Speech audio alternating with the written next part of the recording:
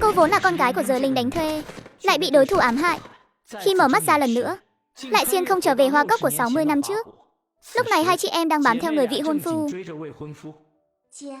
Chúng ta có tiếp tục theo dõi nữa không chị? Đại nương, bà có quen người đàn ông phía trước không? Câu hỏi thực nghiệp hả? Quen chứ? Người phụ nữ bên cạnh anh ta là ai vậy? Là vợ mới cưới của thực nghiệp đấy. Con trẻ thế mà đã đi làm mẹ kế cho 3 đứa trẻ rồi. Mà các cô là ai? Anh ta kết hôn rồi sao? Sao anh ta có thể kết hôn được chứ? Tô Uyên bình thản bịt miệng em gái lại, nheo mắt nhìn theo bóng lưng đôi vợ chồng sắp khuất xa.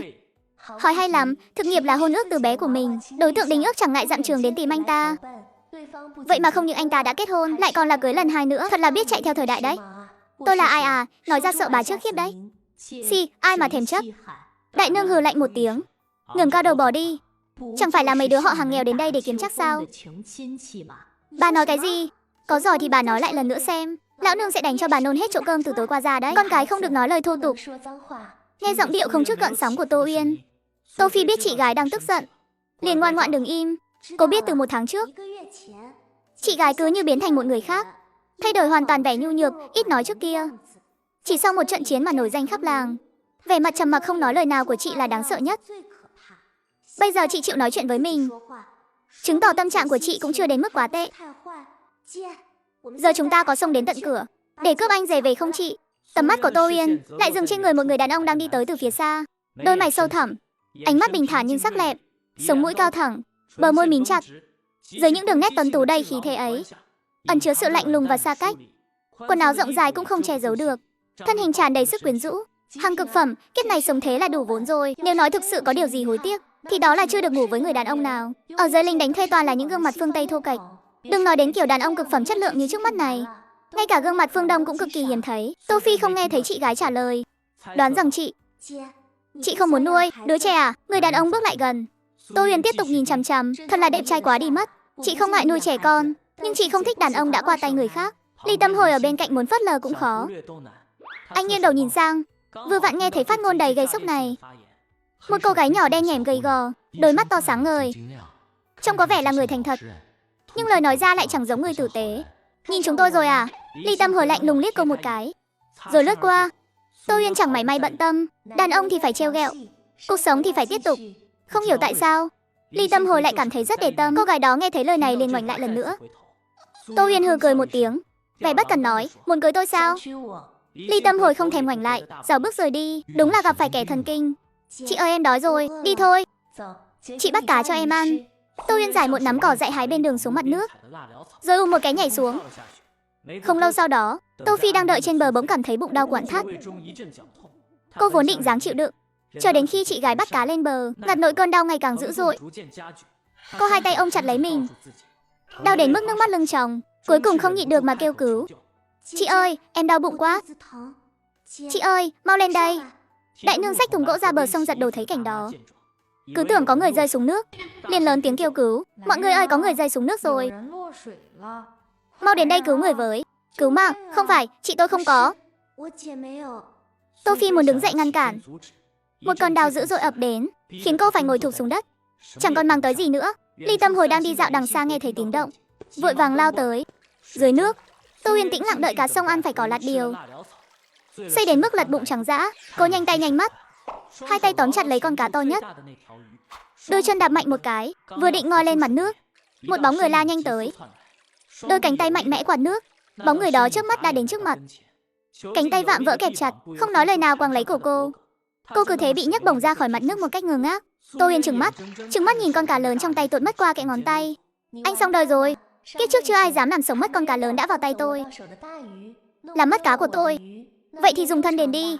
Trời ơi, cứu lên được rồi. Tô Phi không màng đến đau đớn, lao tới đấm đá Ly Tâm Hồi. Thả chị tôi ra, chị tôi đang bắt cá, không phải rơi xuống nước. Anh thả chị ấy ra. Nghe thấy vậy Ly Tâm Hồi khựng lại, có một dự cảm không lành. Kết hôn chưa? Chưa, vậy chẳng phải trùng hợp quá sao? Trước khi Tô Uyên ngất đi, gắng sức thốt ra vài chữ. Phi Nhi, gọi anh rể đi. Người đàn ông là quân nhân nghe thấy tiếng kêu cứu, không chút do dự nhảy xuống nước nhanh chóng cứu người phụ nữ lên. Nhưng vừa lên bờ, người phụ nữ lại đòi anh phải chịu trách nhiệm. Trong lúc bất lực chỉ có thể đưa người phụ nữ đến bệnh viện trước. Cơ thể bị suy nhược nghiêm trọng, Tôi bị ngất rồi, phải truyền dịch 2 ngày, sau khi về nhà hãy tĩnh dưỡng cho tốt. Trong lúc đang truyền dịch, trong lúc mơ màng, cô đưa tay sờ vào cơ ngực của Ly Tâm Hồi. Chật chật chật, cảm giác sờ thích thật đấy. Vừa to lại vừa đàn hồi. Cơ thể Ly Tâm Hồi lập tức căng cứng. Các bác sĩ và y tá càng trố mắt kinh ngạc. Họ vội vàng điều chỉnh xong bình truyền dịch, rồi dào bước nhanh ra khỏi phòng bệnh. Nguy hiểm thật. Sự nghiệp bao nhiêu năm suýt chút nữa là tiêu tan rồi. Hem, mấy bác sĩ này bị sao vậy nhỉ? Vẻ mặt trông lạ thật. Chẳng lẽ Ly Tâm Hồi không xong rồi sao? Trong phòng bệnh, Ly Tâm Hồi nắm lấy tay Tô Uyên để ngăn chặn hành xảo lưu manh của cô. Ai ngờ Tô Phi đang ngồi xổm ở góc tường không chịu để yên. Buông tay ra, cổ tay chị tôi bị anh nắm đỏ hết lên rồi kìa. Anh với chị tôi kết hôn rồi thì anh là anh rể của tôi. Chị tôi sờ một cái thì đã sao chứ? Ha ha ha, cô bé con, em có biết kết hôn nghĩa là gì không? Kết hôn là ngủ chung một phòng rồi sinh em bé chứ gì. Khinh thường ai vậy hả? Ồ, người vừa đến chính là bạn thân của Ly Tâm Hồi. Tống Nghị thấy Ly Tâm Hồi không sao, thần kinh đang căng thẳng liền hoàn toàn thả lỏng. Cậu ta với vẻ mặt quái dị tiến lại gần Ly Tâm Hồi để tận mắt chiêm ngưỡng khoảnh khắc lúng túng hiếm hoi của bạn thân. Cậu ta trêu chọc bằng giọng điệu kỳ quái và tay thọc hẳn vào trong luôn. Đúng là bạo thật. Những người lớn lên trong đại viện đều muốn xem trò cười của Ly Tâm Hồi, còn khó hơn là lên trời. Khó khăn lắm mới gặp được một lần. Bản thân cậu ta không thể dễ dàng bỏ qua, phải chớp lấy thời cơ, tranh thủ trêu chọc bạn thân. Tôi nói này trung đoàn trưởng Ly, nếu như đồng chí nữ này của chúng ta đã nhiệt tình như vậy thì cậu cứ thuận theo người ta đi. Tống Nghị còn cố tình liếc nhìn bàn tay của đồng chí nữ. Đen quá, chẳng thấy giống đồng chí chỗ nào. Nhưng cậu ta thật sự khâm phục lòng dũng cảm của cô gái này, có thể trêu chọc Ly Tâm Hồi mà vẫn vẹn toàn vô sự. Đúng là một hảo hán. Còn không mau qua đây giúp một tay. Tô Uyên cảm nhận được sự ngăn cản, liền hoàn toàn tỉnh táo lại. Những ký ức trước khi ngất xỉu ùa về. Xem ra mình vừa vớ được một món hời rồi. Trông anh tỉnh rồi thì còn định đè lên người tôi bao lâu nữa đây? Tôi đói rồi, sống đến từng này tuổi rồi, tôi chưa từng thấy ai mặt dày như cô ta. Ly Tâm Hồi không muốn phí lời thêm nữa. Anh đứng dậy định bỏ đi. Đứng lại đó, trông anh đi đâu thế? Đồng chí, chúng ta vốn chẳng hề quen biết. Mong cô hãy tự trọng. Bây giờ quen rồi đấy, cô không biết xấu hổ à? Không, tôi chỉ biết là con cá lớn sắp vào tay đã bị anh dọa cho chạy mất rồi. Anh phải đền tiền cho tôi. Với lại tôi không có tiền, không trả nổi viện phí đâu. Dù là xuất phát từ ý tốt, nhưng chuyện hôm nay đúng là Ly Tâm Hồi có phần đổi lý. Anh buộc phải ở lại để giải quyết vấn đề. He, tôi nói này đồng chí, dù gì cô cũng là phụ nữ mà. Cô không thể chỉnh chu lại bản thân một chút sao? Nhìn không thuận mắt cũng không sao. Anh ấy cưới tôi rồi, nhìn nhiều tự khắc sẽ thấy thuận mắt thôi. Không đời nào, anh chạm vào người tôi rồi, giờ không ai thèm lấy tôi nữa, anh phải chịu trách nhiệm. Lúc đó tôi là đang cứu cô, tôi có mượn anh cứu không? Để tôi nhắc lại một lần nữa, lúc đó tôi đang bắt cá, chứ không phải bị rơi xuống nước. Nếu không rơi xuống nước thì sao con bé lại khóc? Tôi đói đến đau cả bụng, khóc không được sao? Ly Tâm Hồi có lý mà không thể giải thích rõ ràng, đến mức cơn xanh trên cổ nổi cả lên. Bà con lối xóm đều bảo có người rơi xuống nước, làm sao tôi biết được là cô đang bắt cá? Anh có cho tôi cơ hội để nói không? Cánh tay bị siết chặt lấy, tôi đã cố hết sức để vùng vẫy. Thế mà anh nhất quyết không buông tay, định khoe khoang gì chứ? Anh thấy mình khỏe lắm sao? Đường đường là nữ hoàng lính đánh thuê như tôi, từ bao giờ lại bị khống chế, đầy uất ức như thế này chứ? Cô bé này, chị gái em lợi hại thật đấy. Đây là lần đầu tiên tôi thấy Tâm Hồi nói nhiều như vậy đấy. Anh rể em vốn không thích nói chuyện, bản thân con bé cũng rất hài lòng về người anh rể này.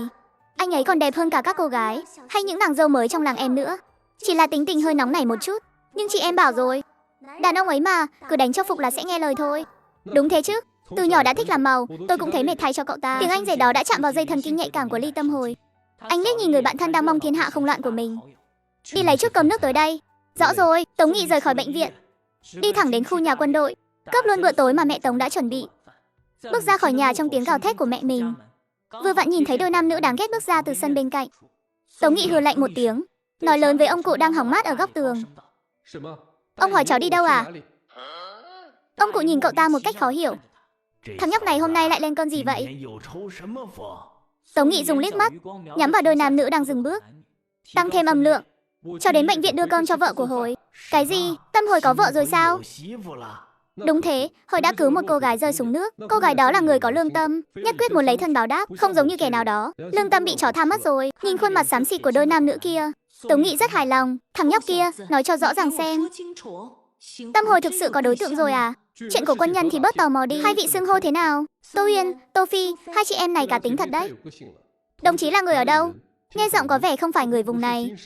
Đến cậy nhờ họ hàng sao? Ánh mắt Tô Uyên lướt qua quân phục của Tống Nghị, rồi dừng lại trên người Ly Tâm Hồi đang thản nhiên. Đến tìm người đàn ông của tôi. Cô kết hôn rồi à? Kết hôn rồi mà còn định bám lấy anh em của tôi sao? Chính xác mà nói là đối tượng đính hôn từ bé của tôi. Anh ta kết hôn rồi, lại còn là đời vợ thứ hai, con cái cũng sinh rồi. Cũng thảm thật đấy. Thảm thì cũng không hẳn. Dù sao thì cái cũ không đi, cái mới không đến. Đàn ông không yêu thì tạm biệt, người sau còn ngoan hơn. Đúng, có lý đấy. Người phụ nữ này thật là thú vị. Khu nhà Diêm Vương mặt lạnh của khu tập thể vậy mà lại bị một người phụ nữ trêu ghẹo, lại còn bị trêu ghẹo hết lần này đến lần khác. Chỉ muốn để đám người trong khu tập thể kia đến xem anh ta. Ly Tâm Hồi cũng đang lắng nghe. Viện phí đã đóng đủ cho 2 ngày rồi. Cô cứ tĩnh dưỡng cho tốt rồi hãy xuất viện. Chúng ta không hợp nhau đâu. Tô Phi thấy vậy, liền chạy đến ôm chầm lấy Ly Tâm Hồi, ôm lấy đùi anh ấy rồi ngồi bệt xuống đất. Anh không được đi, trừ khi anh cưới chị em. Tôi đi tìm Thủy Văn Ngôn. Tô Phi dứt khoát buông tay, từ dưới đất lồm cồm bò dậy. Cô em này cử thật đấy, hành động vô lại thế này mà chẳng thấy ngại ngùng chút nào, khiến Tống Nghị nhìn mà mắt sáng rực lên, rút ra 2 tờ đại đoàn kết hùa hùa trước mắt Tô Phi. Muốn không, người đàn ông này giống như một con cáo già, nhìn qua là biết chẳng có ý tốt gì, thế mà cô bé chẳng thèm liếc mắt lấy một rất có khí chất coi tiền bạc như rác rưởi. Hey, con bé này thú vị thật đấy. Cô không tò mò tại sao tôi lại ôm bộ chăn màn đến đây sao? Tô Phi ngẩng đầu lẳng lặng nhìn anh ta, không thể nói gì thêm. Cô lại cúi đầu tiếp tục ăn. Tiền này cho em, chỉ cần em có cách giữ hồi ca. Ở lại đây, đừng để xảy ra chuyện. Tô Phi mở to đôi mắt, nhìn anh ta chằm chằm không chớp mắt, dường như đang phán đoán xem lời nói của Tống Nghị có thật hay không. Quân nhân không bao giờ nói dối. Tô Phi sợ anh ta đổi ý, nhanh tay cướp lấy mấy tờ đại đoàn kết, nhét vào trong áo trước ngực. Tống Nghị bị hành động hào sảng này của cô bé làm cho kinh ngạc, nhanh chóng quay lưng đi, thì vừa vặn chạm phải ánh mắt dò xét của Tô Uyên. Suýt nữa thì quên mất, ở đây còn có một nhân vật khó đối phó hơn. Vừa rồi hồi ca muốn đi, cô chẳng hề lo lắng. Trong bệnh viện này có người quen của các anh, còn sợ không tìm thấy các anh sao? Người này có mục đích gì, sớm muộn gì mình cũng sẽ biết. Cô nhìn ra từ đâu vậy? Tô Uyên nhìn anh ta không nói lời nào. Tống Nghị hiểu chứ, đừng có để rắc rối vướng vào mình. Rõ ràng là Tống Nghị không theo kịp mạch suy nghĩ của hai chị em nhà này. Này Tống Nghị, đó là tên người đàn ông của tôi, được chứ? Tự mình không xứng. Ly Tâm Hồi, tôi nói này, anh không thể kín đáo chút sao? Nhất định phải phát ngôn gây sốc như vậy à? Nếu ai cũng kín đáo như anh, thì nhân loại làm sao duy trì nói giống được? Nói một câu người đàn ông của tôi mà đã là phát ngôn gây sốc rồi sao? Vợ chồng đóng cửa bảo nhau, ai mà chẳng lăn giường. Chuyện mà ai cũng rõ mười mươi rồi, có cần phải che che đậy đậy? Càng che càng lộ không? Ly Tâm Hồi xách phích nước quay lại. Nghe thấy đúng lúc đó, anh hít sâu một hơi, bước vào trong rót một cốc nước sứ, đặt mạnh lên trước bàn cạnh giường bệnh, phát ra tiếng loảng xoảng. Tô Uyên nhướng mày, người đàn ông này cuối cùng cũng bị cô chọc cho nổ tung rồi, nhưng cô cũng không đổi, tiếp tục ăn nói ngông cuồng. Vẫn chưa kết hôn mà, đã bắt đầu dùng bạo lực lạnh rồi sao?